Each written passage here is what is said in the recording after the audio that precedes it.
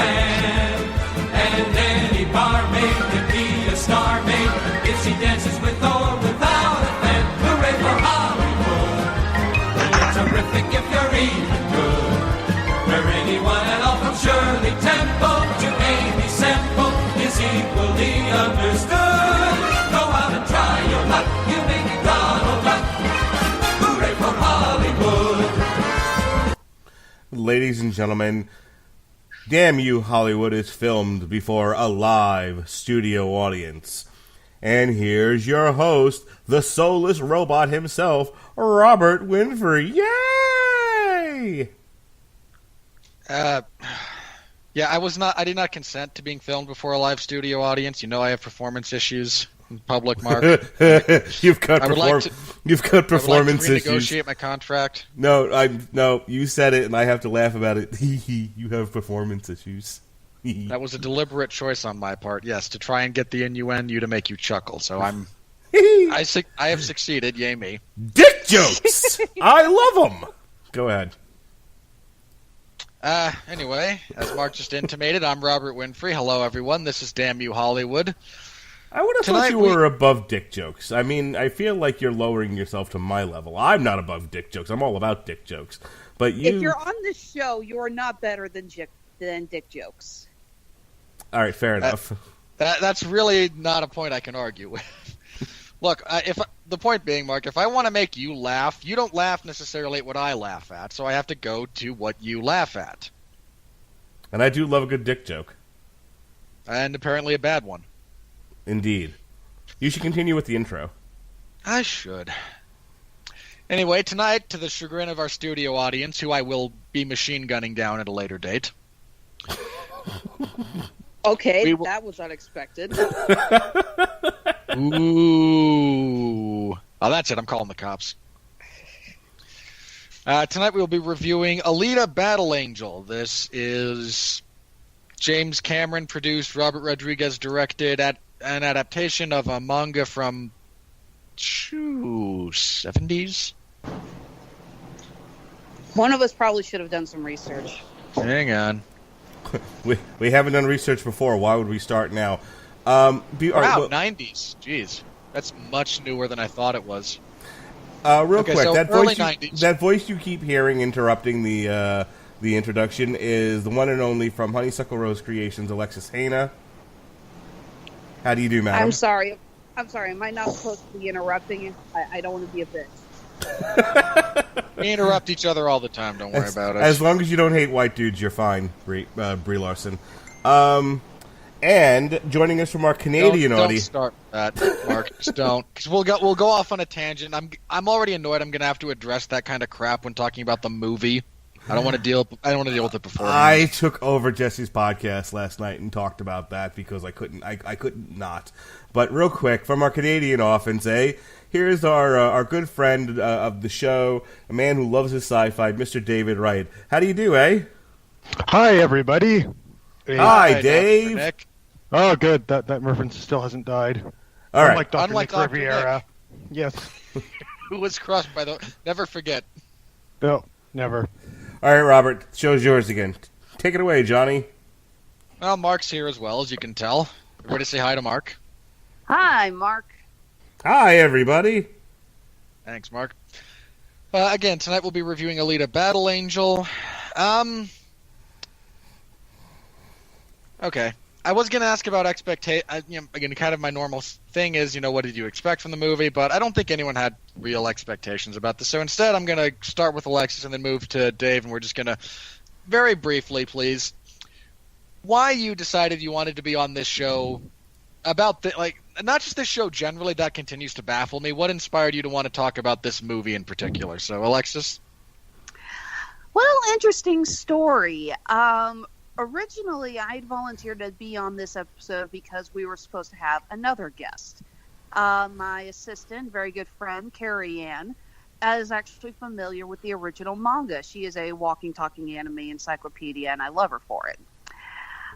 But unfortunately, she decided fairly recently that she was not as caught up on the manga as she would have liked to act as an aficionado, and felt that it would be better to bow out. And that's fine. but I had already agreed to be on the show, so I was like, well, guess I'm going to go see Alita.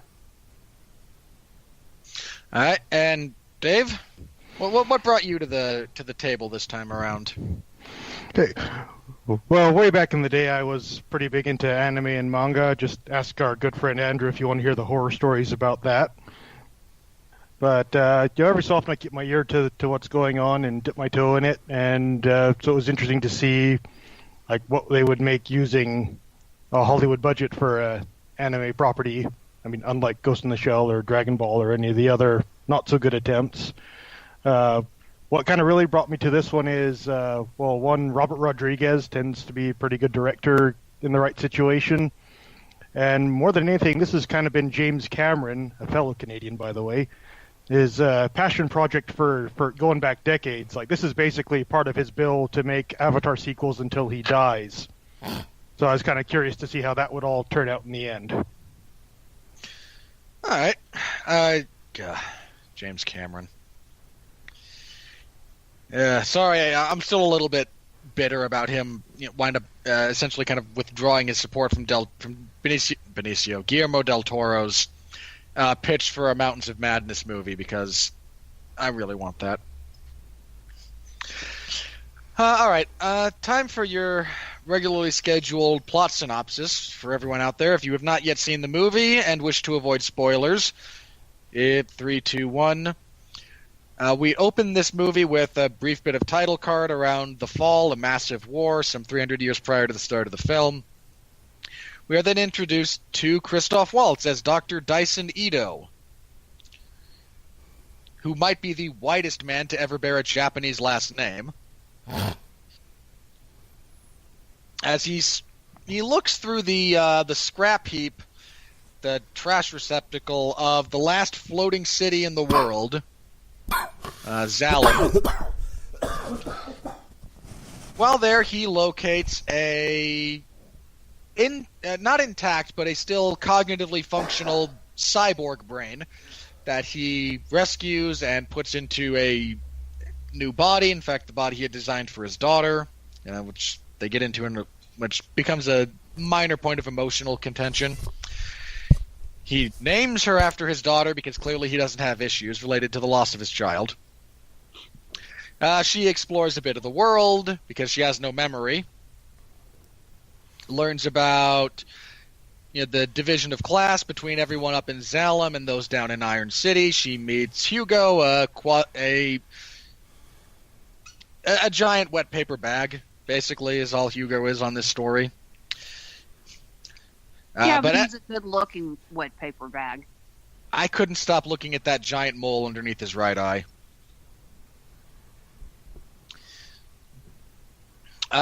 And as teenage girls do, she is presented largely as having the emotional and mental maturity of a teenage girl, and fair play. They spend a lot of the movie going around the world. You get introduced to some of the characters and concepts. Again, there's the class warfare. Well, warfare is a strong word. There's the class division. There's all the people trying to get to Zalem. Hugo really, really wants to go there. He's trying to build up enough equity by stripping cyborgs, by mugging cyborgs, not for money, but for their parts, and selling them to our nefarious... his actual position is never really discussed. I think the most we know of him specifically relates to his running a motorball team by the name of Vector. Sorry, I'll get to that in a minute because it just occurred to me. We also meet Dr. Ito's ex-wife, who is also trying to work her way back to Zalem because she and this gets revealed a little bit later, but she and Zalem were born. She and Ito were born on Zalem, but after their daughter was revealed to have some kind of illness, birth defect, it's not. If there's a bit of dialogue that explained it slipped my memory at this moment. But whatever was wrong with her caused them to be exiled because eugenics. And she's trying to win her way back there now that their daughter has passed on. Alita has a passion for physical combat and motorball. She actually winds up finding an old... She is... sorry, let me rephrase. She is taken to a crashed ship that was from the enemy, the United Republics of Mars, who were the other participants in the Great War from 300 years ago. She finds a body, a cyborg body in there, that is something she's designed to fit in. Christoph Waltz reveals that she's actually one of the last, or the last, as far as they're all aware, member of a weaponized cyborg class that were called Berserkers. And he is hesitant about putting her in this body. He refuses initially. He does later after her current body is destroyed by Jackie Earle Haley on a giant robot body. There's a minor subplot about Christoph Waltz being... There aren't any police as such. There are...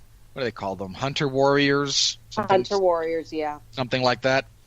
They're essentially independent bounty hunters who take out people who have committed crimes. She becomes one of those very briefly. God, this is such a weird plot. It is such a weird thing to actually describe. Hugo winds up very nearly dead after Alita, our primary protagonist, insults one of the other Hunter warriors. Again, he nearly dies. He gets his head put on a cyborg body. Alita goes to confront Vector. I'm going to skip over a few things here that we'll get to individually at a later point.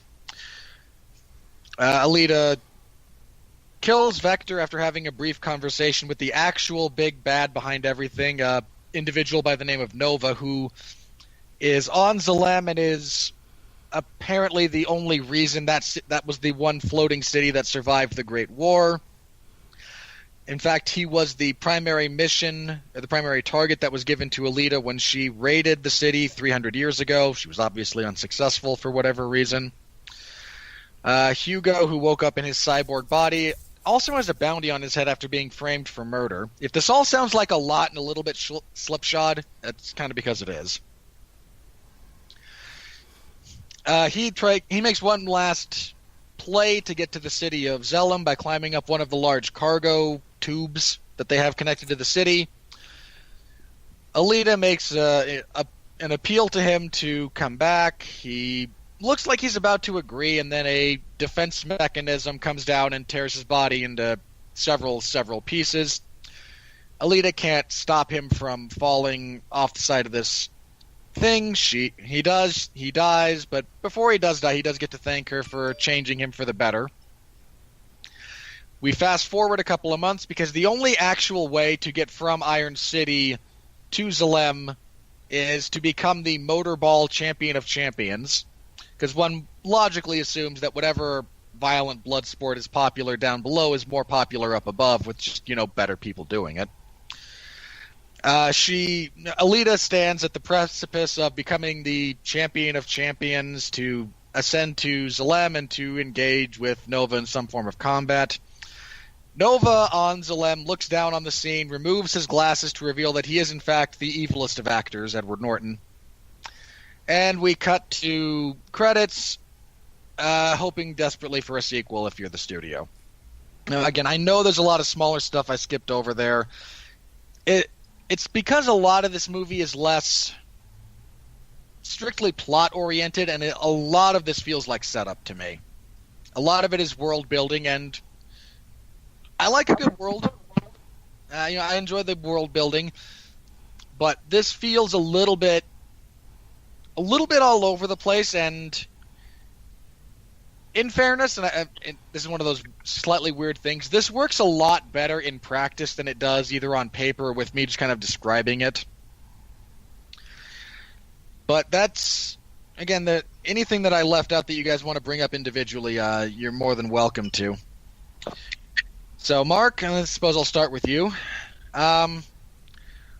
Big takeaways, where do you want to start kind of dissecting this? Anything I left out? No, you did fine. You actually managed to do that without annoying the piss out of me, so good for you.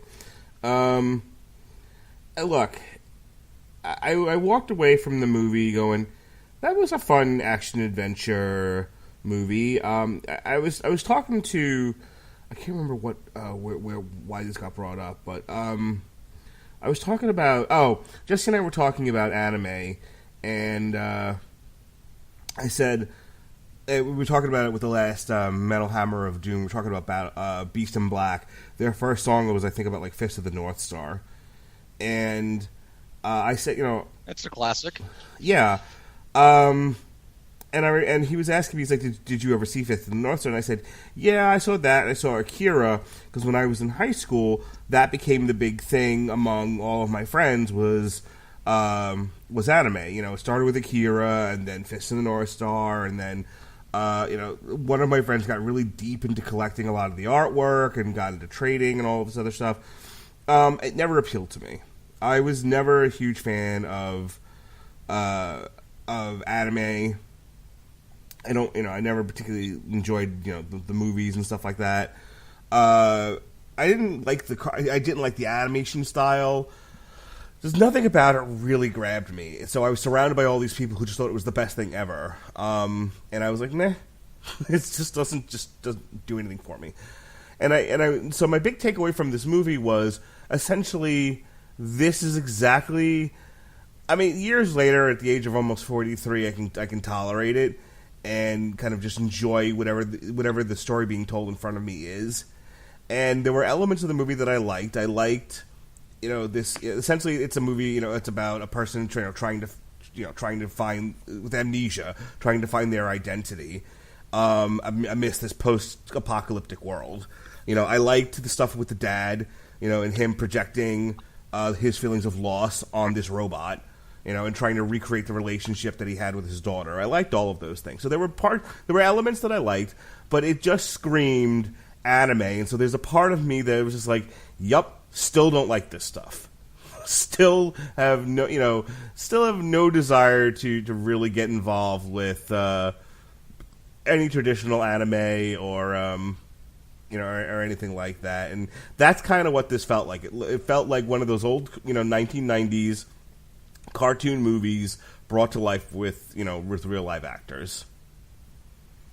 Well, I mean, that's what it is. Yeah. Okay. Let me back that statement up a little bit from sounding completely stupid by saying they could have taken the same story and not had given it that anime flavor.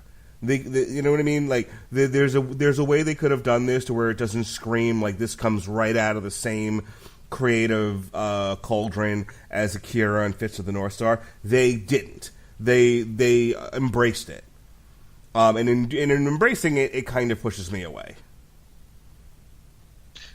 All right, fair enough. I mean, again, this is clearly not. I'm really looking forward to even more so now your take on One Punch Man, but.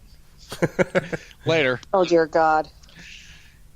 I think I can look. I sold it to Mark based on the fact that it's largely a satire, and I think that'll work. You know what's weird though? It's like I've always loved Voltron. Like we just wrapped up our TV party tonight on the new Voltron series from Netflix, and I loved Voltron as a kid. But I think that was because it was about giant mechanical lions, and and those reminded me of Transformers. I used to love the Transformers where the set of 5 made one giant robot. So that might have been the connection for me. Devastator, the Destructicons. Devastator, yeah. Yeah, Devastator. Well, there was a whole bunch of them. There were Autobot airplanes that turned into one giant one. There were Decepticon cars. There was a slew of these. I used to actually draw them when I was a kid. I used to make up my own. So I was kind of obsessed with the 5 become one thing. They're called combiners. Thank you. I was obsessed with combiners as a kid. That might have been why Voltron, apart from its anime beginnings, still appealed to me. But I'm actually anxious to hear what Alexis and Dave thought of it, seeing as they don't have the intolerance for anime that I do. Well, again, I'm a moderate anime fan, I would say. There's a handful of series that I've watched, a handful of movies that I've watched.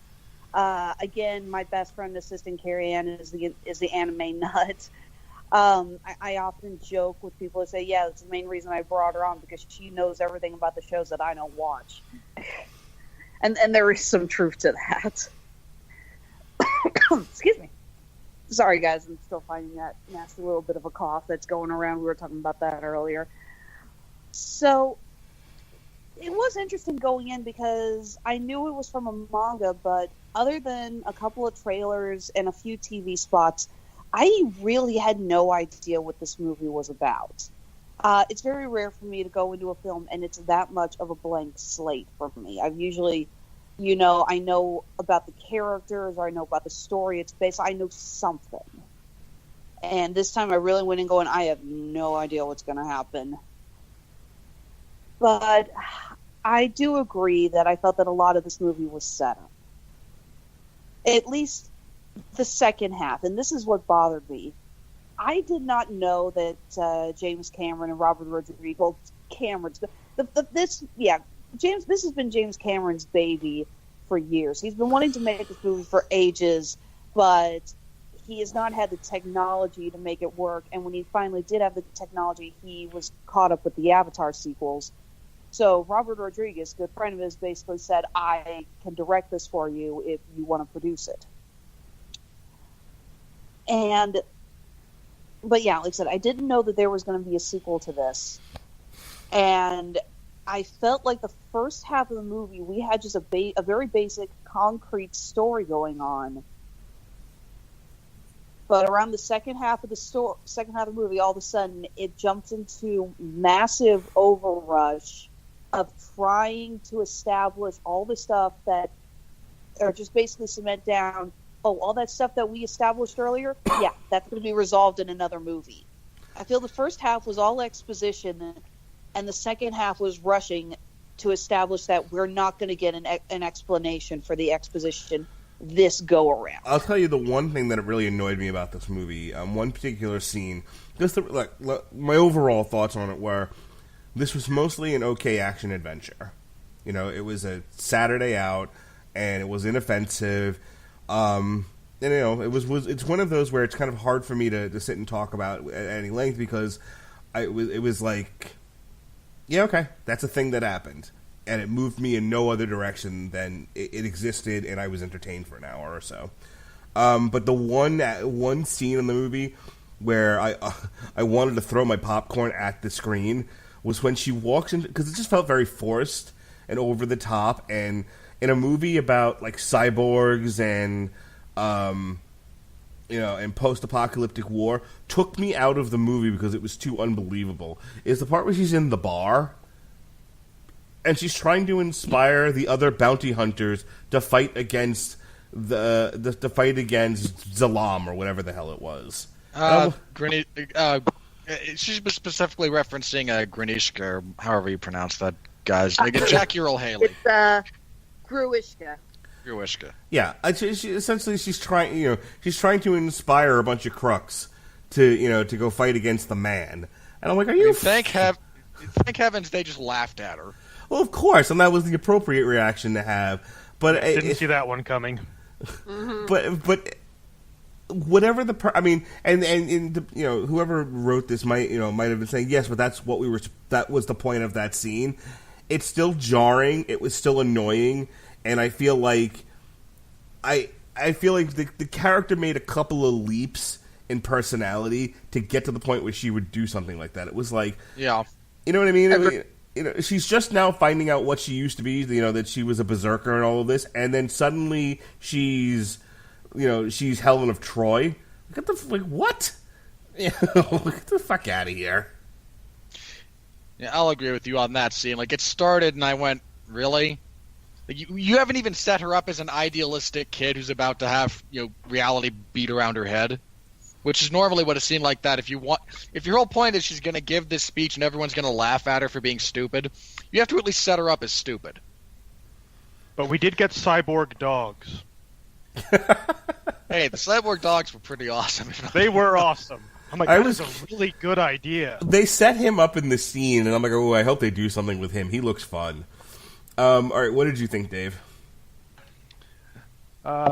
short answer is I liked it. Longer answer is, could we get Robert Rodriguez to do a Ghost in the Shell movie for real this time? Third time's a charm. Yeah. Well, I mean, for live action at least. But yeah, like I'm not really that familiar with the original work. I mean, I know of it, but I never read any of the manga. I never watched any of the OVAs or anything like that. So I could at least go into it not really knowing what to expect, which was nice. But being familiar with the medium, like manga, anime, and that sort of thing, I was really kind of able to see, like, okay, yeah, this is totally a manga style story. And speaking to like how it finishes without really giving you the sort of final battle, because she has to go up into the city and fight Nova at some point, and there might be something after that. It's kind of knowing the structure of a typical shonen story. Shonen being like young boys, think like Dragon Ball, for example. It's that kind of genre. These are like epics. Yeah, One Naruto, Piece. One Piece. Yep. Those are all good examples. My Hero Academia. Yep. Yeah. These are all series meant to kind of go on basically forever. These are all series meant to go to play in the middle of the night while I'm trying to sleep when my wife's put on Adult Swim. Yeah. Well, what happens is like they're released in like weekly anthologies, like in magazines, basically, that you buy, and then you would read through this week's chapter, and then you would want to read the next week's chapter, and so on and so forth. So that's the way the stories are designed, and you'll usually sort of get your beginning arc where it's more of a simple story, just kind of establishing the characters and the world, and then once they've kind of established, okay, people like this, they want more, then boom, the world just explodes. Like think, for example, Dragon Ball. You start off with Dragon Ball Z at least. You start off with like, okay, they're aliens, and then now there's like a massive alien warlord. Like once you hit Frieza, then everything just like explodes and becomes massive and big. So I think a lot of that kind of explains the pacing of the story. Yeah, that's fair. That actually brings up an interesting point that I've been thinking about. Because I was talking with Carrie Ann and her boyfriend today, and they both said that they liked the movie. And when I pointed out some of the flaws that I felt that the movie had, they said, well, those may be flaws, but those are things that appear in the manga. For example, one of the things that I absolutely hated, and for the record, I agree that she gets her hunter warrior license, and then all of a sudden she goes to rally the troops. I'm like, no, honey, you have not earned this. You really have not earned that moment. The moment that the movie that I wanted to throw my popcorn at the movie was right before the ending. See, I kind of liked Hugo. I knew what he was. And Hugo gets stabbed in the stomach by, what the hell was that guy's name? Zapan, who I actually really liked as a character. I loved Zapan. He's got this kick-ass metal body, but with a human face. Was anyone else waiting for him when he got his face sliced off to go, my face, my valuable face? So let me get this straight. You're going to take his face off. I want to. All right, so we're gonna kill this guy, right? No. I want to take his face off. Okay, wait, what? You want to carve up his face? No. I want to take his. Man, you have been. What's the line that guy says? Because it's so. Man, you must have been. No more drugs for that man. Yeah, but tell me when you said it. You did the face, the hand gesture, the face. Oh, of course I did. Oh, of course, yes. Yeah, totally. You have to. It's Nicolas Cage. Anytime you quote a Nicolas Cage line, you must actually do the associated body motion. Good to know. Okay, so Hugo gets stabbed in the stomach. He's bleeding out, and you have this really good scene, I feel, between him and Alita, where he apologizes because he was basically running a chop shop, as it were, and he was getting out of it. His time with Alita made him realize, wow, what I'm doing is wrong, and I want to get out. And I'm sorry. His timing was terrible. The cynical part of me is going, hey, I suddenly realized I want to bang this robot. Maybe mugging them is a bad idea. Go on. Or maybe going to your friends right when they're in the process of cutting up someone and saying, "Oh, by the way, guys, I'm out." Not the best time to have this conversation. I just find it. I'm sorry. I'm too cynical. I find it hilarious. It's like I'm having a crisis of conscience because I found a pretty robot. All right, go on. Okay. Well, either way, you get this really good. Okay, I'll admit that. Yeah, you can poke a lot of holes in the why he's suddenly turning, but there is still a really good scene where he's bleeding out and he's apologizing to Alita, and he said, "Look, I told my friends I didn't want to do this anymore because I love you," and I really did feel for the characters. I thought that was a really good scene. But as he is dying, Jennifer Connelly's character comes in, Sharon, Dr. Ida's ex-wife, who is a master surgeon, and she says, "I know how to save him." And I don't really get what they did exactly, but I guess they attached his head to Alita's body. She cut off his head and then utilized the both blood and other fluids that power the cyborg, and then recirculated it through his brain to keep oxygen flowing to that organ while they transported him back to give him a more proper body. Was my interpretation of that. Okay, so yeah, they do that. They get him back. You get the scene with the whole face off. And they get him back, and Ido says he's going to be okay. It's like, wow, Sharon really did a great job with the surgery. He's going to be all right. And then, after he wakes up, he starts climbing the pipes to get to Zalam, and he says, "I'm always going to be on the run. I've got a hit on me." And she goes, "Well, we'll always be together." But then he dies, and I really felt like the rug had been pulled out from under me. Like, you gave us a really good death scene. You tell us it's not going to be a death scene, and we have this sigh of relief come over us because, regardless, we don't want these characters to die. And then they just throw him off the freaking pipe. I don't know. His quote-unquote death didn't really affect me when, it's essentially he's just a head with a robot body, and I'm like, maybe he can survive that. He's, it's a robot body. As long as he doesn't land on his head, he'll be fine. Look, Rambo 2 had the decency of doing that all in under 2 minutes. I was waiting for Alita to sprout interstellar jet thrusters from her feet so she could become the merriest of Sues. She hasn't learned how to do that.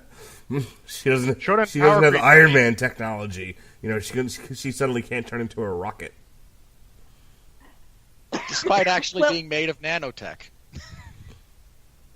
Well, either way, this gets back to what I was thinking. So like I said, I was talking with my friends about this, and they said, yeah, but that's in the manga. And I said, I don't care if it's in the manga. I think it's a bad storytelling point. And they said, well, you just don't really get manga. And I said, you're right. I don't. That's such a cop-out. And I don't want to pick on your friends, but I as you were saying that, I'm like, that is such a horseshit line. Like, well, it's in the source material. Okay, well, then the source material's fucked. Well, you don't understand the source material. Oh, get bent. But this goes back to what, I'm sorry, it was David, right? Yep. What David was saying, that it's a very Shogun style story, that this is a movie that was clearly made for anime and manga fans, and I feel that this is a serious problem because so many movies that are based off of animes and manga, when they try to stick to the original tropes, it doesn't do well enough because there's not a wide enough audience. Oh, essentially what you're doing is you're making an argument that basically goes, so this genre has inherent storytelling problems. That's all that says to me. And I'm not picking at you, and I'm not trying to overtalk you or anything, but whenever somebody says, well, that's just part of the genre, what you're basically saying is your genre is subpar, that your genre has inherent problems in it that people just accept because they like it as a whole. Like Robert picks on me all the time because I like the big giant explosion, action movies, which I admittedly have a lot of problems. But my comeback to him isn't, well, you just don't understand action movies. I'm pretty sure you did say that to me once. You probably did. I might have said you don't understand Michael Bay. Not like I do. No, Michael Bay, I completely understand. Like, I've met 5 of him, at my mom's school because my mom works with I'm a speech-language pathologist, and she also does occasionally work with the developmentally disabled. That was a long way to make a retard joke, jerk.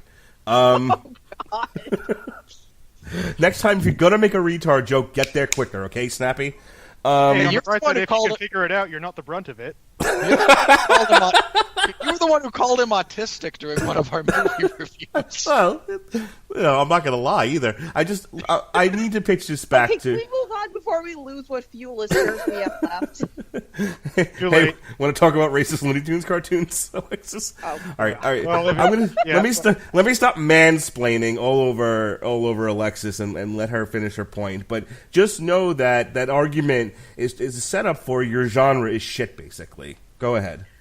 Well, like I said, I just feel that there's a problem that I don't know if it can be done, because I don't think we've seen it yet, of a anime manga being brought to a Western audience, still managing to keep all of the tropes that made it so popular for fans of that stuff, the Shogun-style story, while still being able to be popular enough I know for one. Western audiences. I know one that it was successful. It checked every box. It was successful on every level. Last Airbender by M. Night Shyamalan. Oh, I thought you were going to say Dragon Ball Evolution. And for the record, Last Airbender is not anime. It was made at Nickelodeon Studios. No. here in America. Hold on. Last Airbender does qualify as anime. No, it doesn't. Yes, it does. It does not. No, it anime doesn't. does not It's a have shock. to come from Japan. Yes, it does. No, it doesn't. Sorry, I agree. It does. It absolutely Airbender does. is But we'll just not yell at anime. each other if we'll just wind up yelling at each other. We'll just wind up yelling insults. It's a philosophical impasse. Wow, I make a Well- terrible joke, and everyone gets into a busy slap fight while you're deconstructing the joke. You still Well, got like it. I said, I thought you were going to say Dragon Ball Evolution. No, Yeah, well, I I was wondering when we talked about like anime adaptations not being faithful to the originals. Like, has anyone here seen Dragon Ball Evolution? That was not faithful to the original. can I start That was over not again? faithful to Is the anything. joke funnier if I had said Dragon Ball Evolution? Because I thought the last Airbender was like the worst thing ever. It is the worst thing ever. It Okay. is pretty bad. Yeah. Okay, The movie, not the show. okay. So- So is the joke funnier Oh, so- if I had said Dragon Ball Evolution, or is it funny enough with Last Airbender? I think I Dragon think- Ball Evolution works better. Because that is actual legit 100% anime. Okay. You won't get a lot of blowback on the point. Okay, take two. I know one that checks all the boxes, and it was a superior anime movie, Dragon Ball Evolution. Yeah, your troll has failed. Okay, Yeah, but if it bringing up another point, this is another part to the discussion. Has anyone here? Okay, who here is a fan of Death Note, the anime or the? Oh yeah, who doesn't Of love what? Death Note, man? Okay, yeah, I love Death Note too. It's one of my favorite animes. What the Well, fuck is Death hold Note? on, up until L dies. There's What- an important caveat. Wait, there. sorry, white man over here. What is Death Note? David, It's you wanna on. take this one? It's on Netflix, Mark. Oh, everything is on Netflix. Jesus Christ. Okay, short version, Death Note follows a teenager who basically finds a notebook that was dropped by a... Oh, basically a God. Grim Reaper, you could say. Okay, yeah. I was like, how do I define exactly what he is? Yeah, a Grim Reaper-esque figure. Think of it as the Japanese Grim Reaper, who basically just dropped it because he got bored.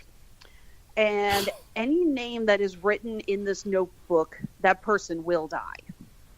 And there's all these interesting little loopholes. There is this massive bureaucracy about how it works that you learn more about as the show progresses. Wasn't this the plot to like Final Destination or something like that, where No, if your name hold is on, in the no. book, then you die?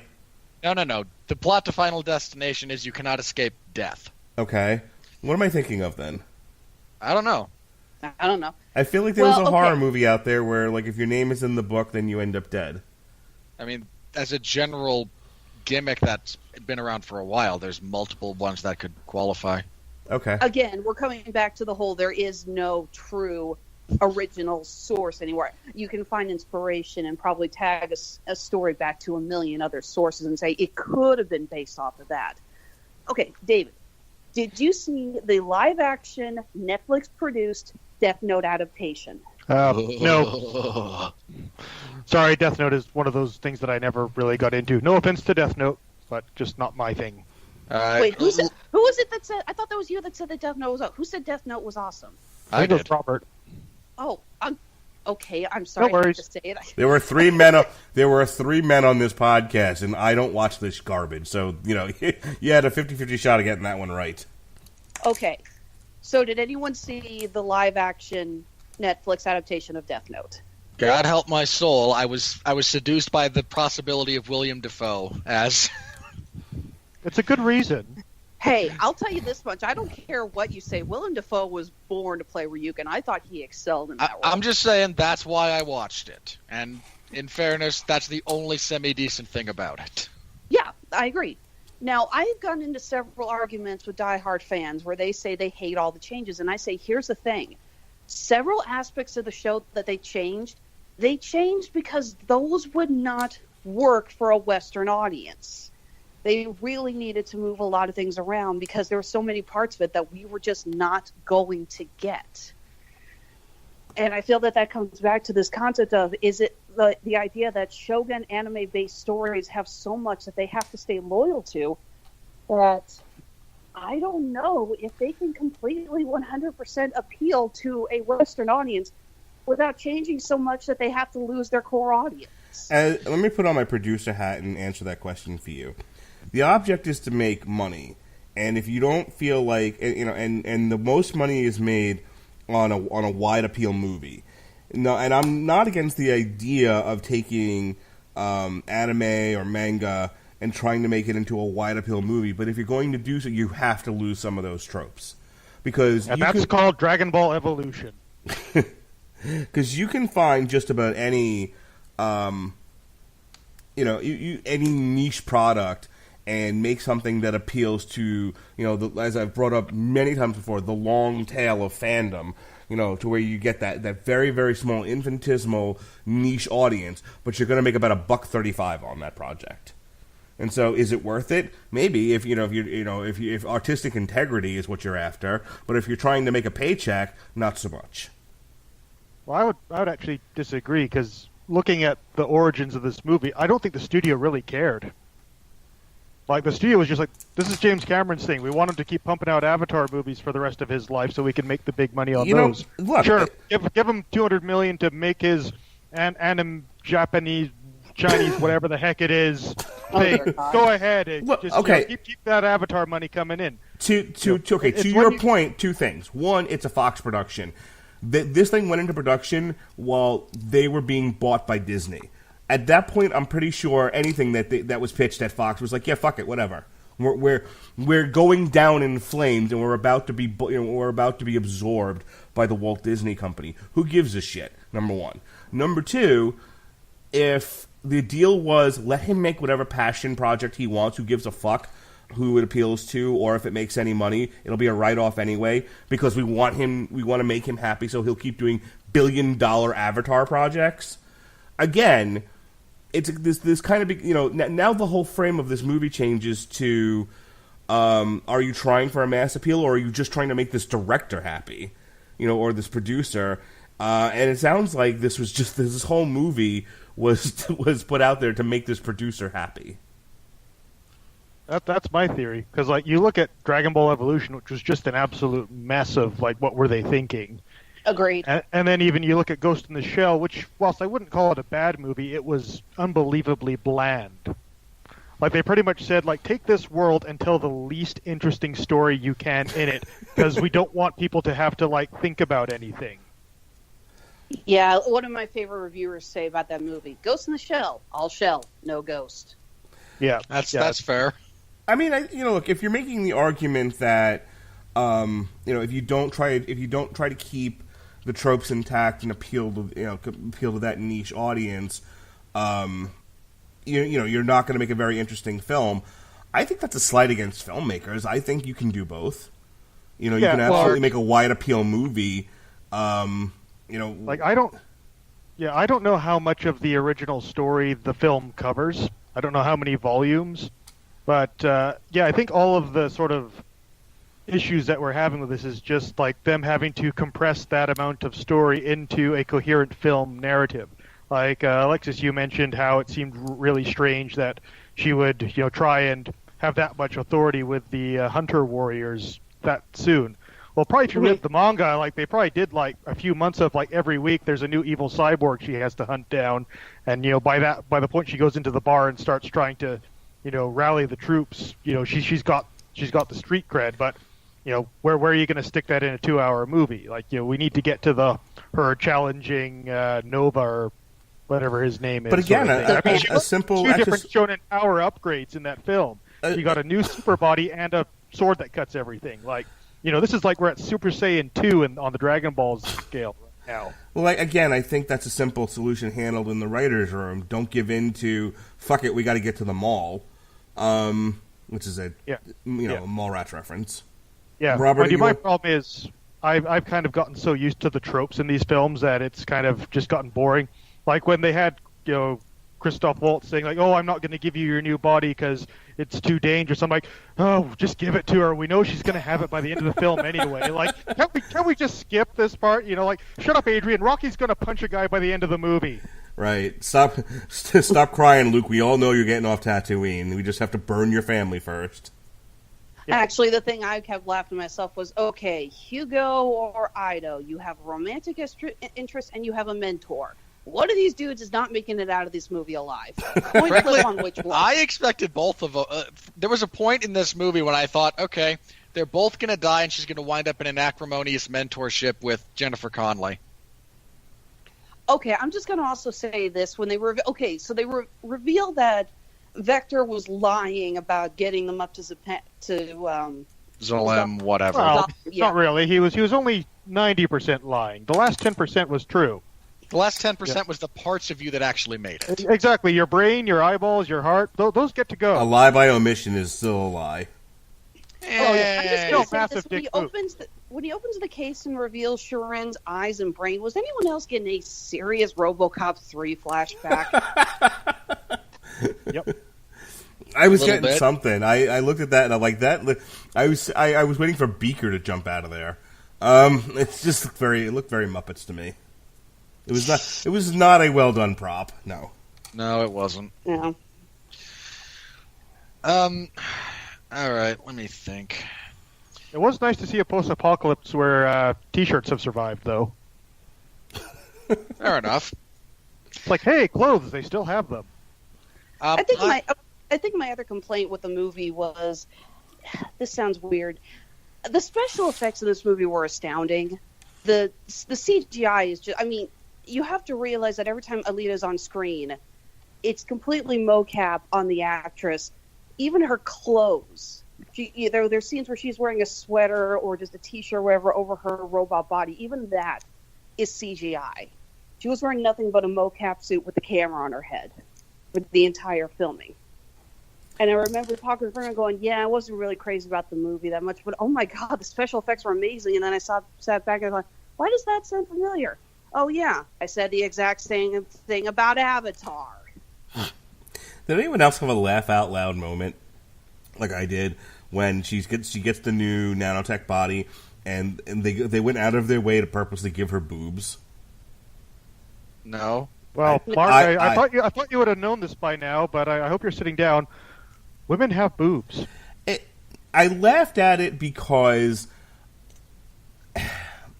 the impression that and maybe this is my misunderstanding of the story, but the impression I got is that these were like robot soldiers. They weren't necessarily born people who like transferred their consciousness into these entities.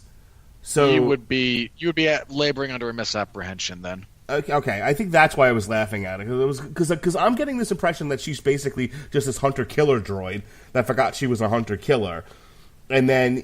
No, it's very expressly stated. She has a human brain. Cyborgs are both. They are human and... I remember that part of it, but all right, I guess this is where I get lost in the minutia. I don't know. Whatever. It made me laugh, and yes, I understand female anatomy jerk face. Again, it's not Iron Giant, it's RoboCop. Got it. Now, that didn't bother me just because, they at least gave a reason for it. Christoph Waltz actually does say, oh, this is incredible. The suit's actually adjusting to her to what she believes she looks like. Mm-hmm. That made me laugh, so sue me. I mean, that's all right. sure, okay, it's a stupid level of technology, much like Spider-Man having a suit that intuitively fires webs and has a parachute attached to it and extra legs that sprout for no reason other than because his name is Spider-Man. That made more sense to me. It made less sense. More. Significantly less. You were just willing to go along with that. I was Overall, a I thought the design was pretty conservative. Okay, fair enough. My design's not as conservative as yours. I'm not touching that. I'm not touching that comment with a 10-foot. I mean, we're on the Rob Liefeld scale here, guys. Oh, Look, God. no. There were not enough pouches on Spider-Man's costume to be on the Liefeld scale. Oh, wait No for pockets. the next movie. I see plenty of pouches in that black costume he's wearing. Are they seriously giving him this black costume? Not that It's black not- costume.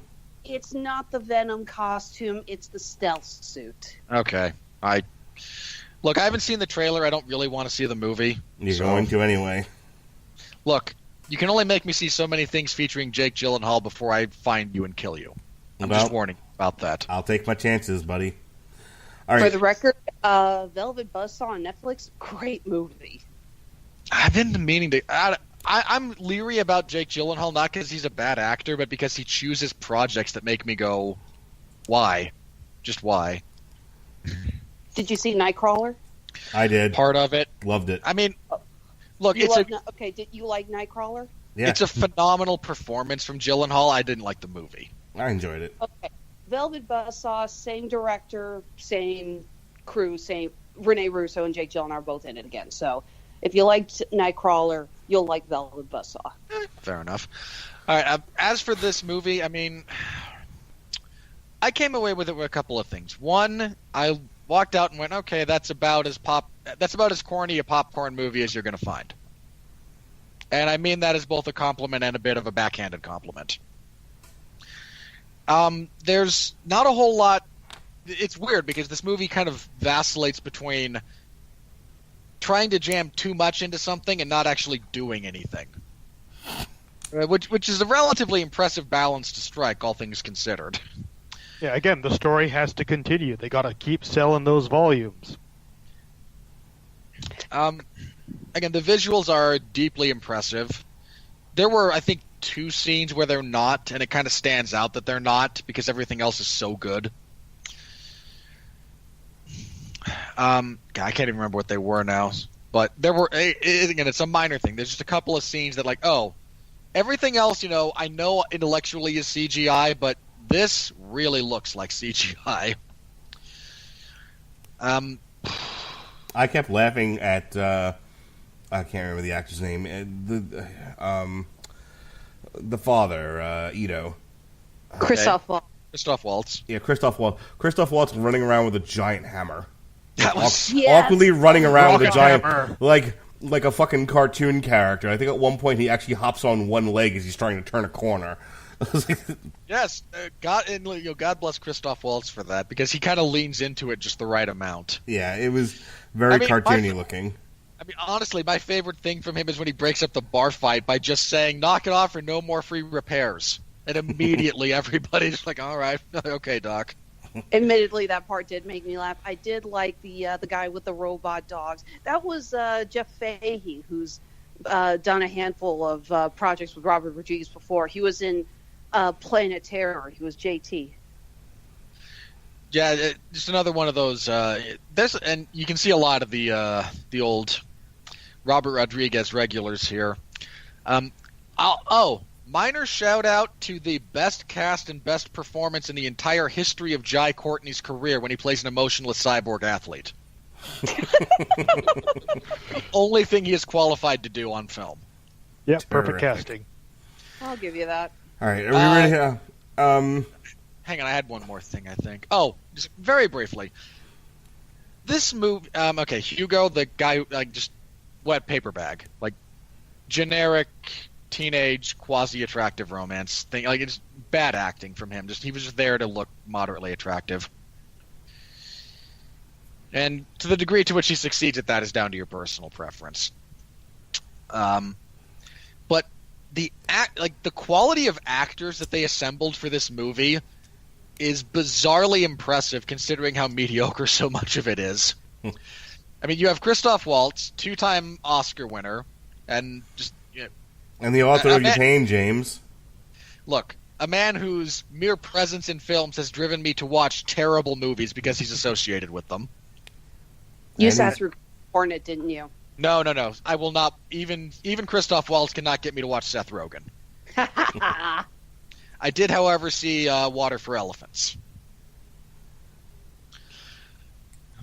Wow, there's just a silence afterwards. Believe me, I'm probably the only one who did. Yeah, I mean, good on you, man. Right, glad you liked it. I mean, again, I didn't. That's kind of the okay. Sucks to be you. Christoph Waltz is such a good actor that he has driven me to watch bad movies in the past. But you have him, a multi-time Oscar winner. You have Jennifer Connelly, Oscar winner. Mahershala Ali, Oscar winner. Who really doesn't do anything in this movie besides be a puppet for Nova. I know. You have, speaking of again, evil actors, Edward Norton, Oscar nominee. Arguably should have won the year he was nominated. You have Jackie Earle Haley in one of the CGI roles, Oscar nominee if not winner. So you have this really deeply impressive assemblage of talent. And I just wonder how bad this movie would have been if you had lesser actors doing all this other stuff. Probably significantly. Look, I want to move on, so I want to give Alexis the last word, and then David the last word. Go ahead, Alexis. Again, I didn't know much about this movie. I didn't know that they wanted to do a sequel, and I honestly felt leaving the theater like I had been kind of let down. I thought I wanted to see more than what we were given. I wanted to know more about Vector as a villain. We knew nothing about him. We didn't learn anything about him. All of his best scenes, again, the actor, brilliant. I love this guy. But all of his scenes where he has the best parts, he's just speaking for Nova, who apparently has some kind. I can't remember if they said he was just mind controlling him in general, or there's a chip or some kind of cybernetic implant that a lot of people apparently have that he has access to. Okay, but I wanted to see Zalem. Everyone keeps talking about how great this place is. I'm like, well, cool. I want to know what makes it so great. We get absolutely nothing. Free healthcare. Oh, shut up. A basic income guarantee. Look. The real reason that Zalem is so great, and let's all just say it, let's get it out there, is that Edward Norton's the only white man. Wasn't this also the plot to Elysium? Yes. Yeah, but we actually saw what made Elysium so great. We saw the health pods up there. We saw more of the architecture and the people. We were given ideas of why it would be so great to go up there. We were given nothing of Zalem. Yeah, I didn't see that. I didn't see that piece of shit. What, Elysium? Yeah. No, I saw it. My husband and I rented it. It's not terrible. It's not that memorable, but it's not terrible. How was Matt Damon in it? Matt Damon, he had the cyborg suit with the power armor. He went boom, boom, boom, and he got to shoot people. Moving on. Sorry, I have to do that whenever Matt Damon gets brought up. I don't even know. Like, it started as a bad joke around my house that bled onto the podcast. Matt Damon's in the movie. Okay, moving on. There were elements of this movie that I enjoyed. I ended up seeing it in IMAX 3D, and the battle scenes and the totally worth it. Yeah, the motorball scenes. Oh my god, they look amazing. Dude, my favorite part of this movie is actually when she's competing, and they've got all the hired guns around her, and they just start killing each other, and you hear the announcer go, "Well, it's No Rules Tuesday." I fucking laughed my ass off at that. That was the best part of the movie. Maybe if we're lucky, a motorball game will break out during this fight to the death. That was the best part. I honestly could have just, I could have just seen 2 hours of motorball and that guy making funny commentary, and I'd have been happy. There's a James. You know what? I'll actually give you that. There's a James Caan movie I'd like to recommend for you. Then it's called Rollerball. It is. David, final thoughts. Okay, overall, I'd probably say this is the best live-action Hollywood adaptation of a manga property, though granted the field's not that big. That's like saying Tom Cruise is the tallest midget. Yeah, but it actually crossed over into like, hey, we actually have a decent one of these now. So that was good. We'll see. Here's the trick. If Alita, if they can somehow write in, if they can dig through the manga or just invent out of whole cloth the fact that Alita is actually a princess, Disney will keep making these movies. You know, that you might have something there. It does bring up a point. This movie cost like something close to $200 million. Hey! Yeah, we haven't not gotten there yet. Yeah, let me finish. No, I was just saying, it's like I don't know if can they break even on this to make a sequel? I don't know. Let's talk about it in just a moment. Yeah. All right. So yeah, like it was nice to see people who actually cared about making a movie that was faithful to the original. Like you could tell a lot of the scenes. You can imagine that they were looking off of the drawings in the original book. The only really outstanding problem is just like adapting that shonen story structure into a 2-hour film and having it sort of have a satisfactory ending. That's sort of the next step if they ever make more of these. There's an important distinction that's to be made, and this goes not just to anime or manga adaptations, but to any comic book, anything that you are transferring from one medium to another. The key word is adaptation, not representation. Agreed. If all you do is take stuff from one and stick them in the other, it's not going to work. You have to find the magic formula for adapting from one medium to the other, and we haven't really found that either the right person or the right formula to really kind of get an anime series adapted into a live action movie. I mean, the fact that this is pretty handily, I think, the best one. There might be a handful of very specific ones that were like released in Japan only that you could bring up as being on the better side of things, but when someone figures that out, how to do it properly, they're gonna be able to make a lot of money off of it. The trick is finding the property that actually has like wide appeal. Just because it's the easiest to draw upon. Comic books were not a mass appeal. We're not a mass appeal property, and not a mass appeal genre until some of the comic book movies became successful. And because and they became successful not so much because they were comic books, because they told a really great story. They had great actors. If you think about like the 70s Superman movie, that's successful not just because it's Superman, who was part of a niche property, but because they told an amazing story with a great actor in the lead role.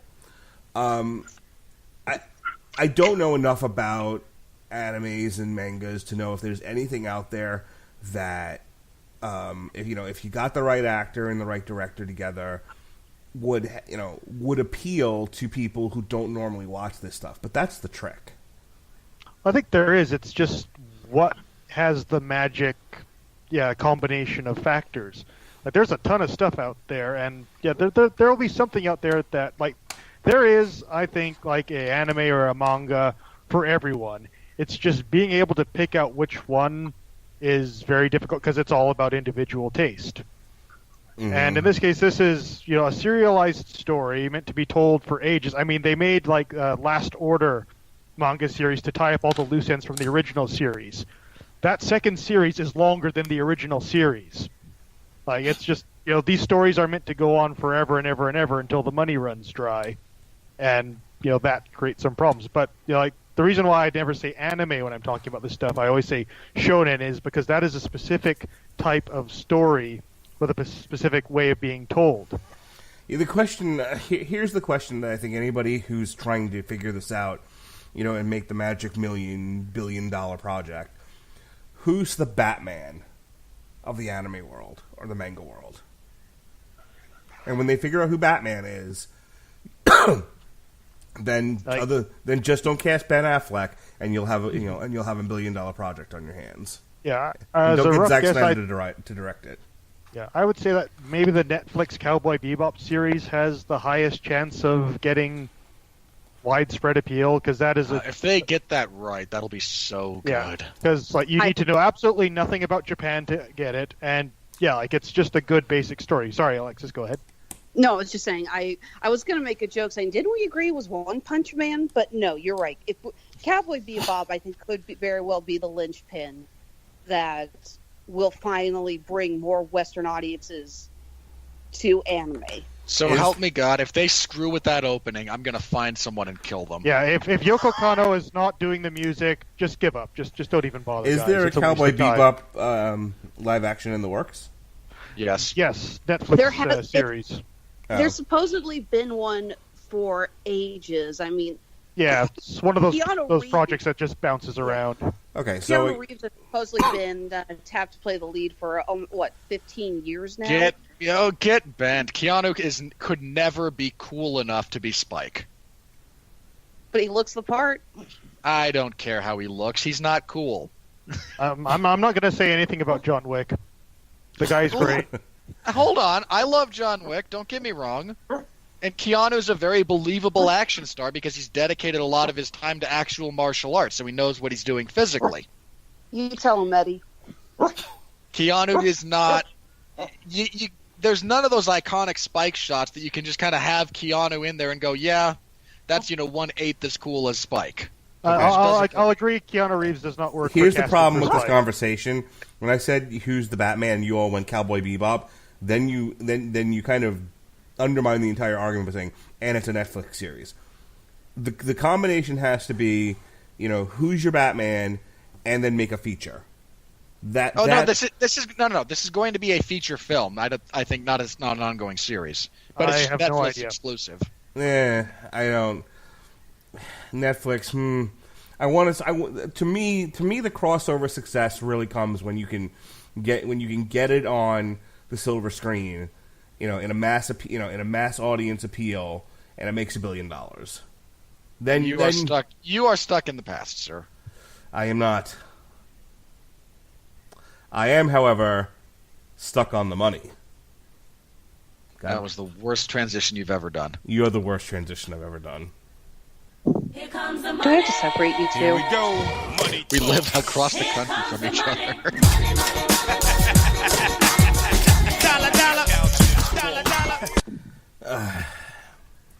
People come to this show to hear us bicker. Don't you understand that? All right. Alita Battle Angel had a budget of somewhere between 170 million net and 200 million gross. It is currently at $137.1 million, according to its Wikipedia page. The Weekend breaks down like this. Break it down. It was the number one movie of the weekend. Hooray! We're going to look at... It didn't have a lot of competition. It debuted at number one. It knocked the Lego Movie Part 2, which I saw with my kids and a friend of mine and her daughter, and we had a lovely time. Is that as bad as everyone... I've heard nothing positive about that movie. Did you hate it too? Oh, no, I laughed my ass off. I thought it was funny as hell. Okay, so it really sucks. Gotcha. Okay, got it. You suck. Isn't It Romantic debuted at number 3. What Men Want fell from 2 to 4. Happy Death Day to You apparently is supposed to be really good. Well, it debuted at number 5. Liam Neeson Fights a Polar Bear drops from 3 to 6. The Upside drops from 4 to 7. Glass 5 to 8. The Prodigy 6 to 9. Green Book 7 to 10. Still out there in theaters, Spider-Man Into the Spider-Verse 9 to 11. Aquaman 8 to 12. Ralph Breaks the Internet apparently is back in theaters. Jumped from 29 to 13. They Shall Not Grow Old, 12 to 14. A Dog's Way Home, 11 to 15. Bohemian Rhapsody kept its place at number 16 for a second week in a row. Miss Bala, drops from 10 to 17 because apparently nobody fucking saw this thing. Good job, Sony. It's Sony. All they do is stumble ass backwards into something stupid like Venom that people are inexplicably drawn to, that barely keeps them afloat. And Sony is a comedy of errors. They want to be bought by Disney, but every time they get bad enough that Disney sees there's enough of it's springtime for Hitler. It's always springtime for Hitler at Sony. Yeah. I just want to see Michael Bay, Roberto Orci, and Alex Kurtzman get up, take the crown from the Transformers franchise, and place it on Venom's head. Go ahead, I Alexis. wanted known that once again we were discussing a completely unrelated movie, and yet we had to throw in a bash against Venom. Yes, it was only because he brought up Sony. The streak continues. A Star is Born jumped from 23 to 19 because it's Oscar season and a lot of the stuff's back in theaters again. And then finally, The Favorite was at number 20. Nothing particularly shocking with any of this. Only that the favorite got made. Let me ask you, Robert. Do you think with everything coming out over the next few weeks, let's put it this way. Next week, this week coming up, I think the only thing worth seeing is Fighting with My Family, which we'll be reviewing. And I hate you for that so much, by the way. You're welcome, sir. So much of my hate. This weekend coming up is also How to Train Your Dragon. So I don't think Alita Battle Angel had a lot of children in the audience to begin with, so it's sort of a non-factor. The following week, your two big movies are Greta and a Tyler Perry movie. Again, not really the same audience. And then Captain Marvel. So it's got this weekend and next weekend to make all the money it's going to make, and then it's going to get promptly kicked right out of the theater. Do you think it can make $400 million in 2 weeks? Has it opened everywhere yet? Let's see.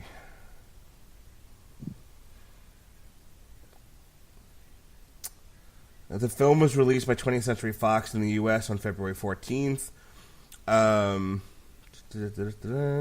The film is set for release in Japan and China on February 22nd. So, yeah, okay. I'm going to go ahead and say it probably gets to around 400,000. Million. Yeah, it'll probably do enough to break even. Its worldwide gross at the moment does not include some of the primary markets it's aimed at. And, again, it's just kind of a, relatively amusing popcorn movie. Those can have some surprising legs. I'm not sure they will in this instance. I'm not sure this one will in particular, mind you, but... Well, like I said, it's got 2 weeks. So, and it's going to, and it opens this weekend in Japan and China. That's big. Yeah, I imagine it'll wind up being okay, but just okay financially. Yeah, I don't... okay enough that Disney's going to continue with the series, once the deal with Fox is finalized. Believe it or not, probably. Disney doesn't mind. The craziest, this is one of the crazy things about Disney we've talked about. When they hit things out of the park, they hit them so far out of the park, they don't mind taking the occasional bomb. Yeah, they really don't mind bombing every now and then because, hey, $2 billion on one movie. You know what? We don't care that we flushed away $40 million on this. Yeah, for every Avengers, there's a BFG, which is kind of fine. Here's the thing, and the other thing I was talking about is, I think when you think about the kind of films and the amount of films Disney is going to produce, you have to then think about Disney Plus. Because maybe the next one doesn't get released in America in theaters. Maybe it's a limited release in Japan and China, and then exclusive on Disney Plus, and that's that. But they have to for Disney to be competitive in the streaming marketplace. They have to have a very strong hand of new IP. They have to have a lot of new There's only products out so there. much that their library, as impressive as it is going to get them. Well, that's my point. Like, if they don't continue to create new products for people to watch on Disney Plus, they're not going to survive. And I think that's why Netflix is burning through cash right now because they're trying to stock up on their exclusive. That's what I was looking for. Their exclusive properties, like Bird Bath or whatever the fuck it was called, where people started walking around in blindfolds. Bird Box. Whatever. Terrible movie. But, same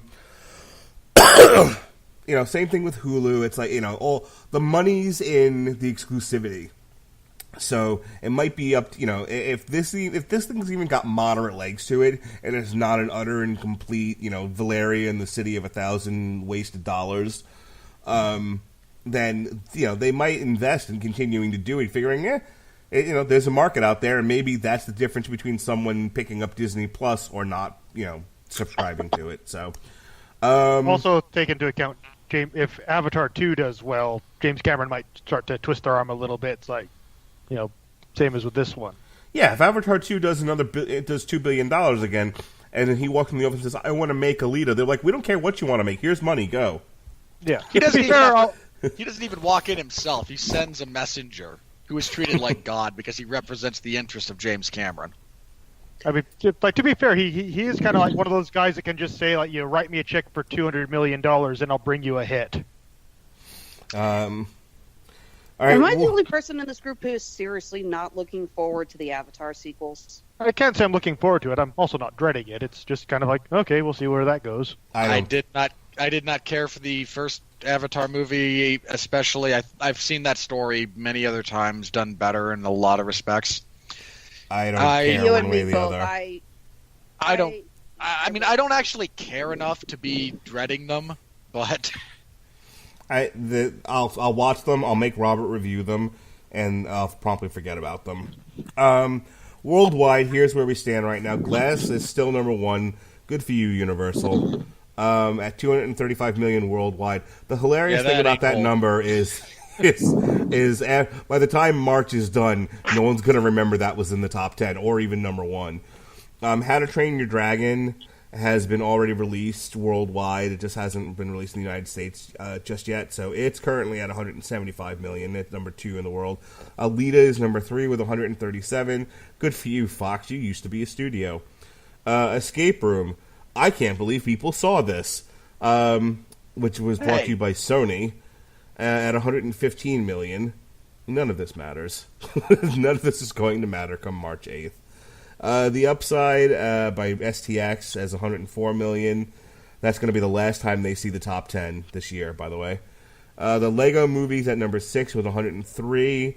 Dragon Ball. Shame on anyone who paid to see that movie. Your mom. Dragon Ball Super Broly at 103 million. And then rounding out the top 10 is Dog's Way Home, What Men Want, and Happy Death Day to You. All right. Any Alexis? I know this is the part of the podcast you love when we get into the nuts and bolts of the money. So, any comments here? Well, like I said, if this film actually does make enough money to really warrant a sequel without James Cameron really pushing heavily for it, I will be surprised. But again, I feel like Cameron also just wants an excuse to show off his technology. It's fair. All right, folks, I've got a question for you.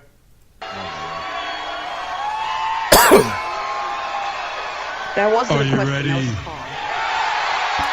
I'm playing a thing. I said, are you ready? No, God! No, God, please, no! No! No! No! I'm going to hand you a script, Alexis. Here's my cues for when I play sound effects. I am genuinely sorry. All right. In honor of Brie Larson and inclusivity, I'm only going to read rotten reviews from women. Because women need to be heard, ladies and gentlemen. I am a proponent of this. I'm with you, Brie Larson. Fuck white people. I mean, men. We need to hear more women critics. This segment is about promoting the woman critic. Here we go. Are you guys ready? I hate you so much right now. right, no, you know what? Bring it on. Bring it on. I'll lean into this. I'll lean into this bit if this is how we're sorry. going. All right. Come on, Robert. You'll savage anyone, regardless of race or gender. Come on, stick that chin out there, buddy. All right, Emily Asher. Oh, please. Hit me all you want. I do not care. All right, in honor of Brie Larson, here we go. We love you, babe. Emily Ashen Perrin of Tor.com. Alita is a muddled film that packs in action at the expense of substance and relies on Cameron's worst storytelling impulses. James Cameron didn't write nor direct this, you stupid bitch. I think he actually does have a screen co-wrote the credit. script. Oh, he co-wrote it? My mistake. I apologize. Ha! You mansplaining thing, you. Go ahead. No. Go ahead. Keep going. Oh, do the next one. No. I meant keep insulting me. No, that's all I got. Sorry. Okay, then allow me to. Cameron's involvement is, yes, he co-wrote the script. I actually wonder. I would genuinely like to see the breakdown of who wrote what for this. And anytime you get something that's co-written like this, I am genuinely curious because I don't think that the other part of the criticism is on point. I don't think this deals with James Cameron's worst storytelling impulses. I mean, The characters had more than one dimension in some cases, yes. which is definitely not James Cameron. Yes. I mean, and as far as the other point about it cramming in action over style, I mean, action over substance, rather, that's really the only draw here. One does not go to see anything associated with either James Cameron or Robert Rodriguez for thought-provoking, nuanced art. Individually, much less together. That's just not a thing that these guys do. Going into it expecting any of those things is simply the amount of your own baggage you've brought to bear on this. Sarah Knight Adams sent him Sarah's backstage pass. No doubt we have to talk about those creepy big eyes. From start to finish, they are disconcerting, which is a shame, as Alita, Rosa Salazar, the spunky female lead character, doesn't need them to be alluring. I don't think they were going for alluring. Sorry, go ahead. So you're just trying to objectify this fictional character, then? Is that what you're doing here? How dare you, sir? This is a character, not a piece of meat. Ma'am! How dare you, ma'am? This is a character, not a piece of meat. I mean, even if you wanted to look at the character, it's mostly metal. I mean, I'm not trying to kink shame anyone here, but... Samantha Nelson of The Verge. It's a shame the film doesn't stand on its own with the story as creative and engaging as its setting. I'm not sure what the actual point of that criticism is. Yeah, I was going to say, is she insulting that it's an adaptation? Is she insulting that they want to make a sequel? I don't quite get what the story doesn't stand on its own. That's like, yeah, that's barely a coherent sentence you put together there, lady. Alison Rowan of the Herald, Scotland. Robert Rodriguez delivers a by-the-numbers story. I mean, it's Robert Rodriguez. Second of all, have you not paid attention to how badly people respond to you breaking conventional narrative structure these days? I mean, Mark throws a hissy fit every time. Shut up. Tell me I'm wrong, then tell me to shut up. It's a popcorn movie. Like we're not exactly trying to break the mold here. It's just, give me a story that is comprehensible, interesting. I want to see where it goes with characters for the most part that I like and want to see what happens to them. Yeah, this isn't that complicated as far as... So we paint by the numbers. At least we use the right colors. Karen Gordon of Original Sin, and Sin is spelled with a C. Ooh, edgy. Great fight scenes abound, but there are way too many superficial or uninteresting scenes that slow down an already long movie, and the film is frustratingly shallow emotionally. That's largely fair. Okay.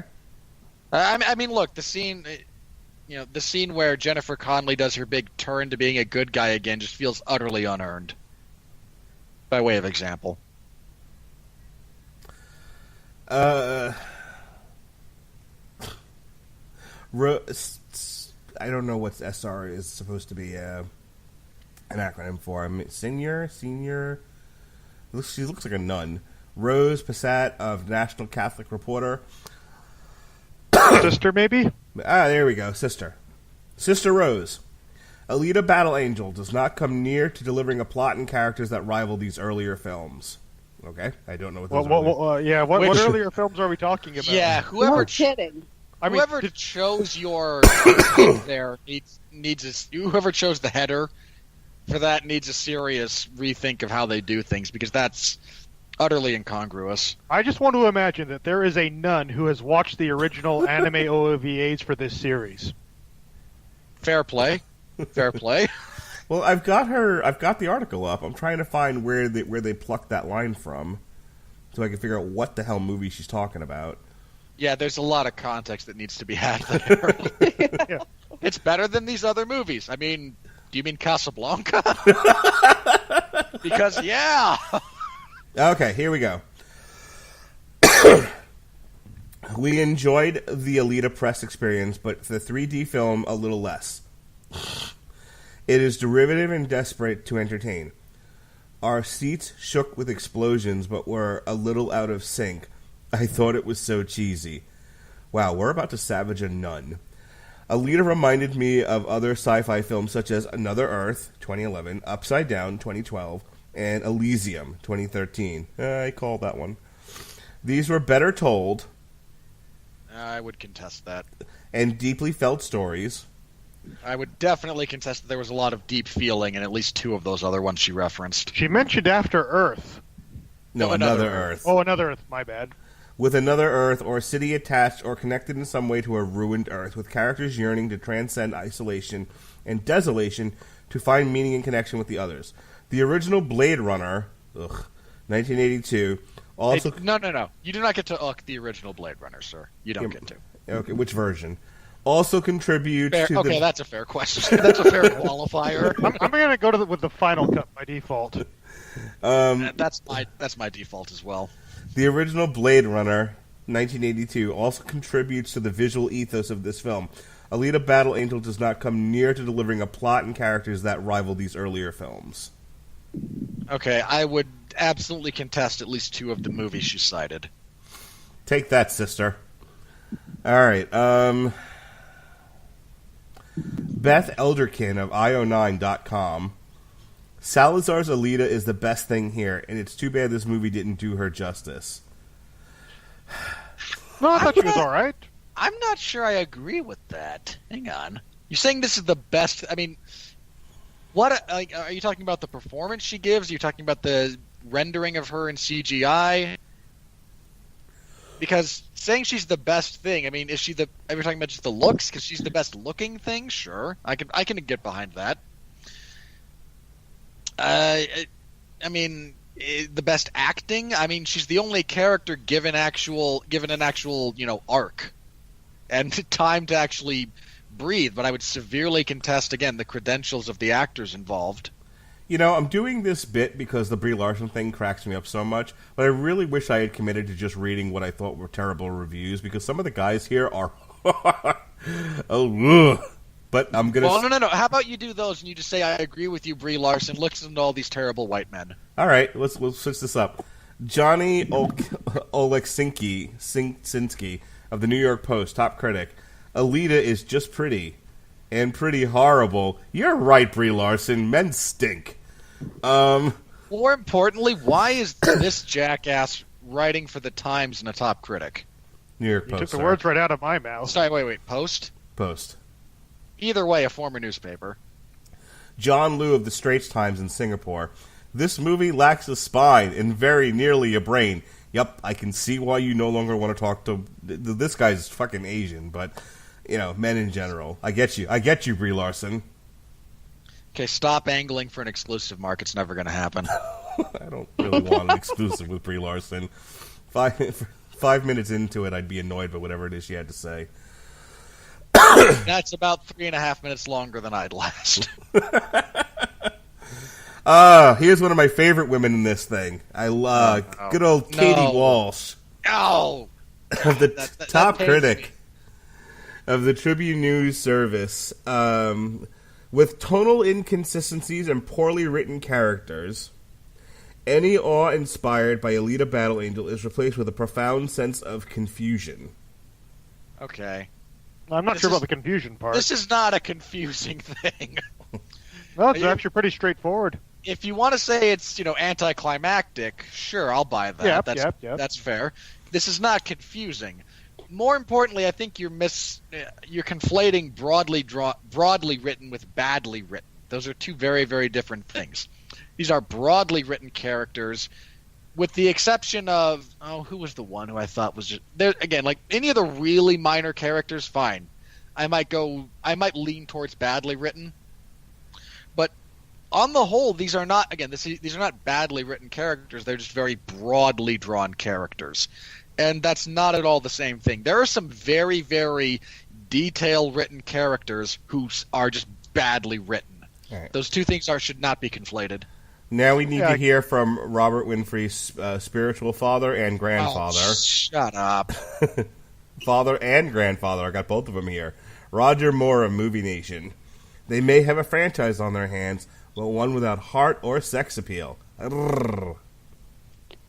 Okay. Again, I'm not trying to kink shame anyone, but really? Go ahead, Alexis. You were starting to get upset there. Well, I was just going to say, it's like, well, I could probably agree with the whole without heart thing, because I was part of the argument I was making earlier, but seriously, sex appeal? I don't care if this is based off of an anime. She's supposed to be a teenage girl. Hey, look. Again, I would say... Hold on. Clearly she's not sexy enough. Anime has led me to some very unrealistic conclusions about teenage girls in the past. Oh, boo!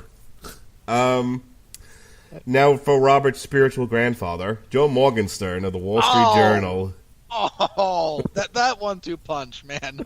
That's just not fair. You should not be allowed to read those two back to back. I loved watching the sci-fi spectacle's moving parts. I just couldn't get past its brain.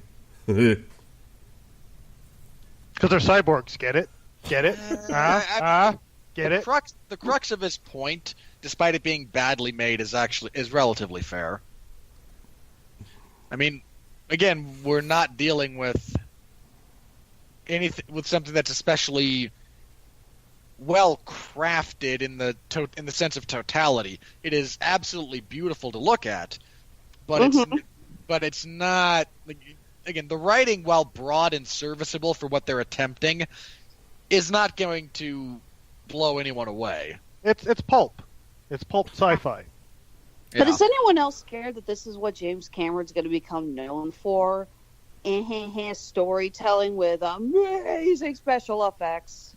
I mean, Going to. Hold on. Like, he already is. Like, that was his rap after Titanic. Okay, touche. All right, I've got two more here. One from our final woman here, because we want to make sure the women are heard tonight. Marianne Johansson of Flick Philosopher. Oh, why her? Why her? Robert Winfree's spiritual grandmother. Every other week with her. Devoid How of... big is this spiritual family, anyway? Very big. It grows. No. Grows every show. No. These are not my spiritual Anything. extended family. That's profoundly inaccurate. These people are all devoid of souls. Devoid And I'm of. a robot. Speaking of which, devoid of personality and soul, this hellish Frankenstein monster of process entertainment product wallows in a stew of borrowed ideas and imagery and does absolutely nothing fresh with them. 0 out of 5.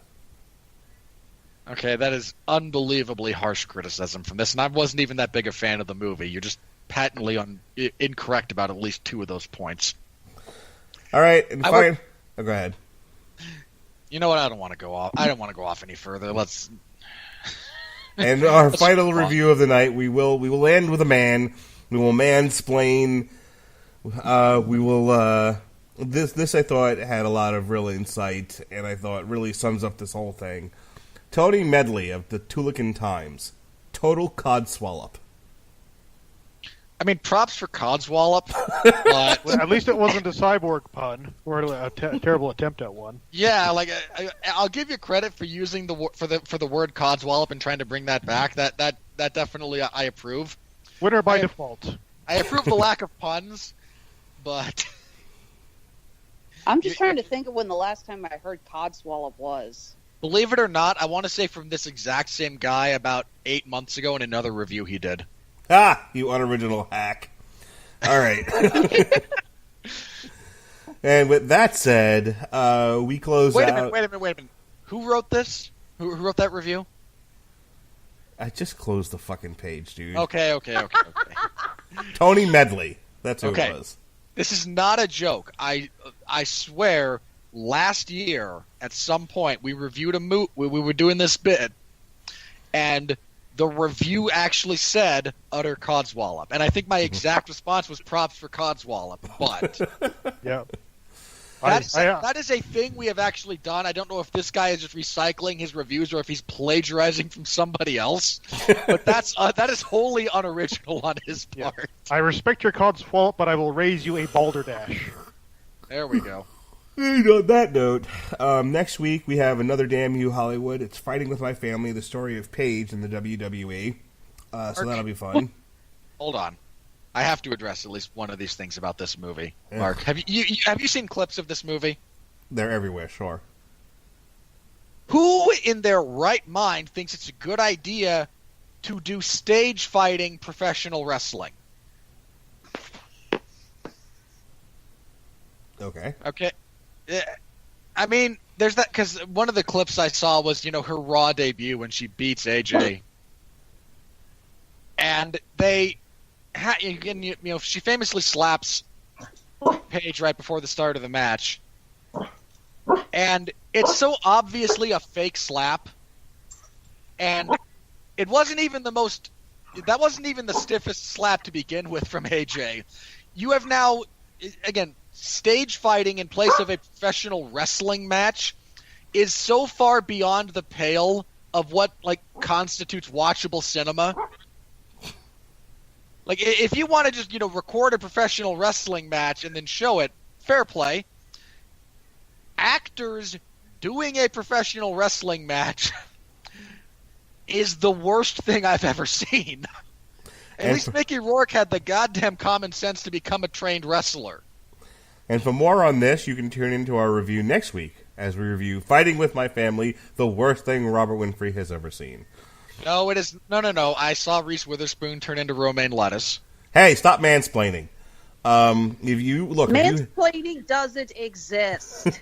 look, Thank you. Had you been a piece of Well, romaine, actually, Being Alexis, condescending. had you actually been a piece of romaine lettuce, you would have understood A Wrinkle in Time. No. Had I actually been a piece of romaine lettuce, my life would have been easier because I would have lacked the cognitive function to actually view that piece of crap. not true. Plants experience pain. I said cognitive function to experience that particular pain. The mere existence of A Wrinkle in Time does not exude some kind of trauma to all living things around it. It's not. I would disagree with you.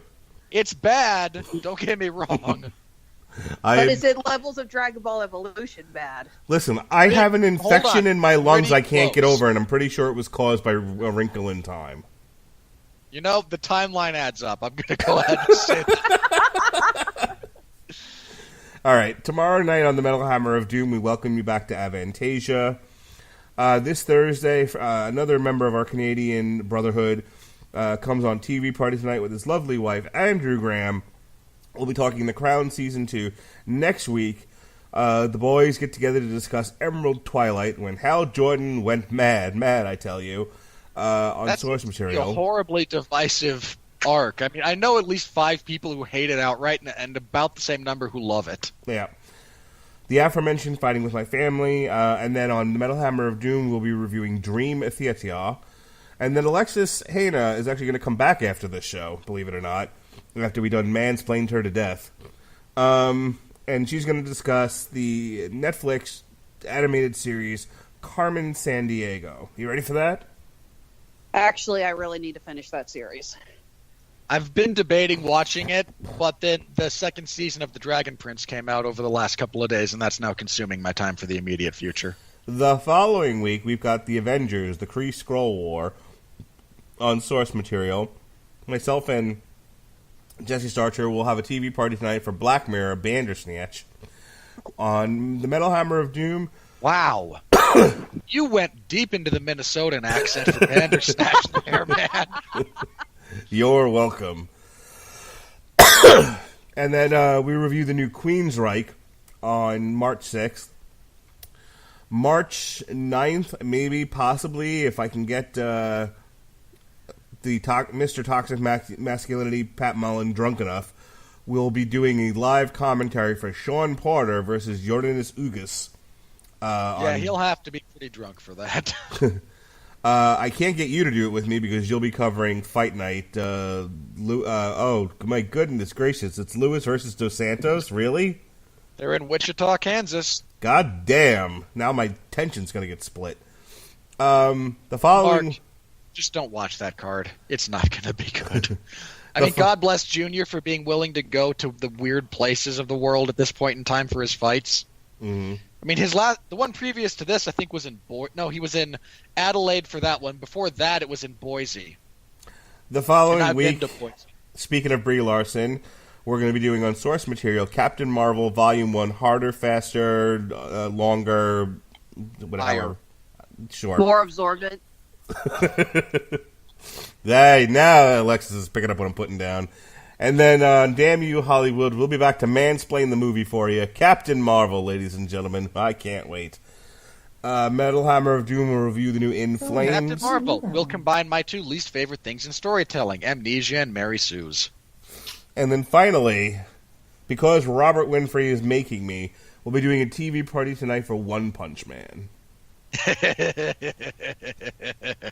I'm going to enjoy that so much. Fuck me running. All right. No, and then, in all seriousness, I do think you'll kind of get a kick out of it. And then I'm going on vacation. God damn it. I'm jumping on a boat and going on a cruise. Maybe you'll see me when I come back. Maybe you won't. We'll never know. Oh, tomorrow I'll try to make sure and post the English cover of One Punch Man's theme for you, because I definitely think you'll like that. Okay. All right. I just are going to need a cruise to get some of the images from One Punch Man out of your brain. You are going to need so much liquor. All right. Hey, Well, you're planning my cruise for me. Why don't you go ahead and take the reins here and tell us all about your business and all the wares you're trying to sell. All righty. Yep, Honeysuckle Rose Creations, the intersection of geek and chic, makers of fine handmade jewelry, repurposed and upcycled from old game pieces. We got our wire-wrapped dice necklaces. We have our domino badges. We have bracelets made from Scrabble tiles. We have earrings made from Legos, Clue, and Monopoly pieces, and so on and so forth.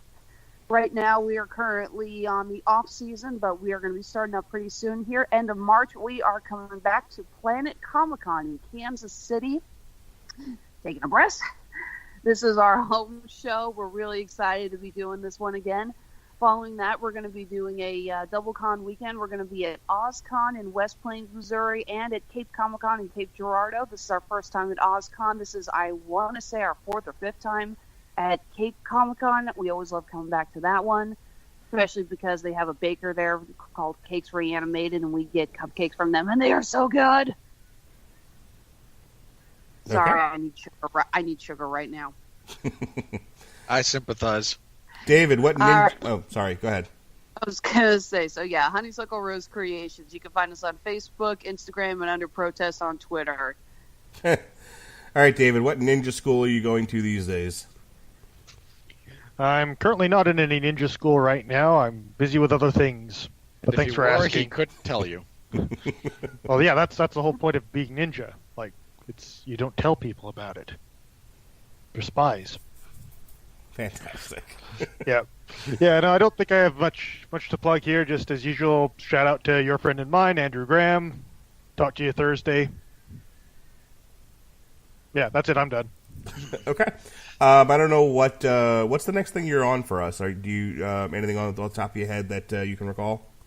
Well, I think I might crash the Crown Season 2 podcast.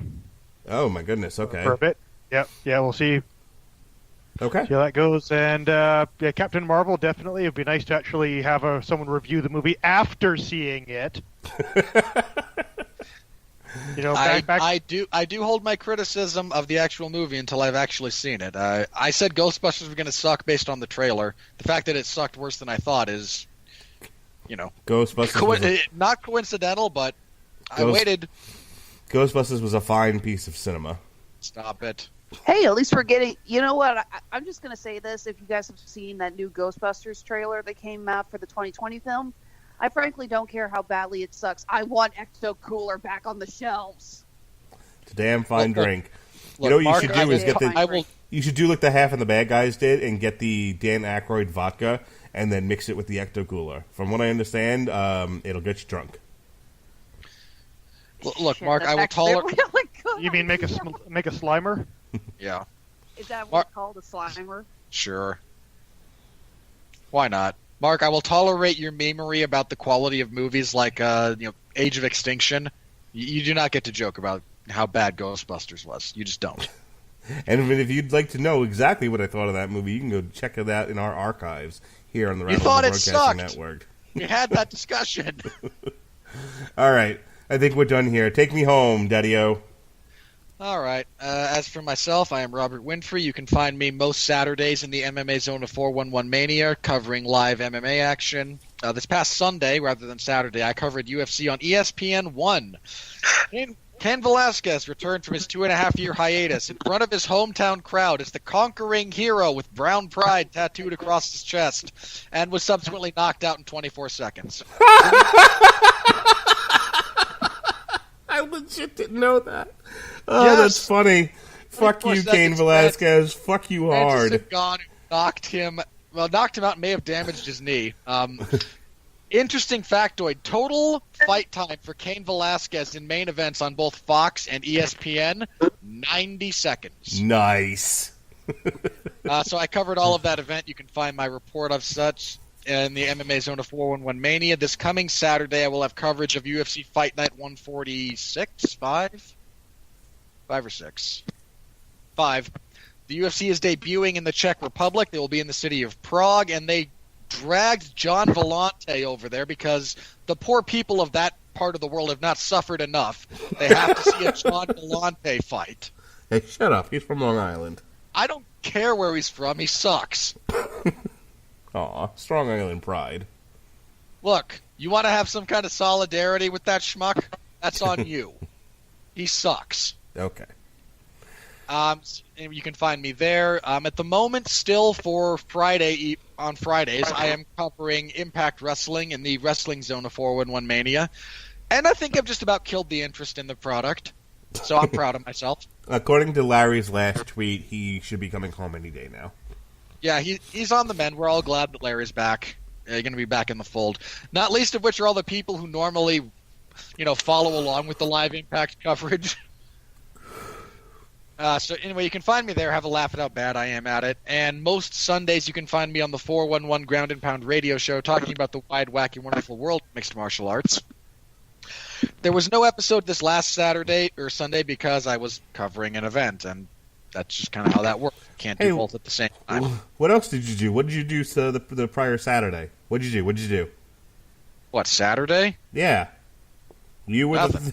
you were the third man on our boxing coverage. Yeah. As we did live commentary, myself, Mr. Toxic Masculinity, Pat Mullen, and the soulless robot, Robert Winfree, watched as Leo Santa Cruz went 12 rounds of Roadhouse with Rafael Rivera.